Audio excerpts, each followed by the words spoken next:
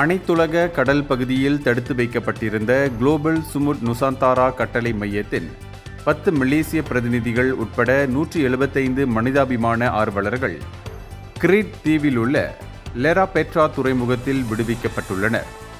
விடுவிக்கப்பட்ட மலேசிய ஆர்வலர்கள் அனைவரும் துருக்கி அரசாங்கம் ஏற்பாடு செய்துள்ள சிறப்பு விமானம் மூலம் இஸ்தான்புல் நகரத்திற்கு அழைத்துச் செல்லப்படவுள்ளதாக SNCC அமைப்பின் இயக்குனர் டத்தோ டாக்டர் சானி அராபி அப்துல் அலீம் தெரிவித்தார்.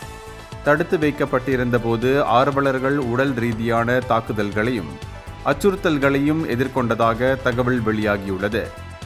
மேலும் இந்த மனிதாபிமான பயணக்குழுவின் முக்கிய நிர்வாகிகளான சாயிப் அபு கேஷக் மற்றும் தியாகோ அவிலா ஆகியோர் இன்னும் இஸ்ரேலிய படைகளின் கட்டுப்பாட்டில் இருப்பதாகவும் அவர்களை விடுவிக்க அனைத்துலக சமூகம் அழுத்தம் கொடுக்க வேண்டும் என்றும் டாக்டர் சானி அராபி கேட்டுக்கொண்டார்.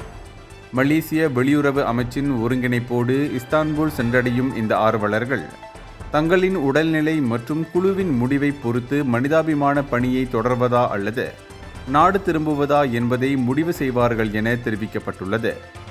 அது மட்டுமின்றி காசாவிற்கான தடையை உடைக்கும் நோக்கில் மேற்கொள்ளப்பட்ட இந்த குளோபல் சுமுட் ஃப்ளோட்டிலா 2.0 திட்டத்திற்கு தொடர்ந்து ஆதரவளிக்குமாறு மலேசிய மக்களிடம் அவர் வேண்டுகோள் விடுத்தார்.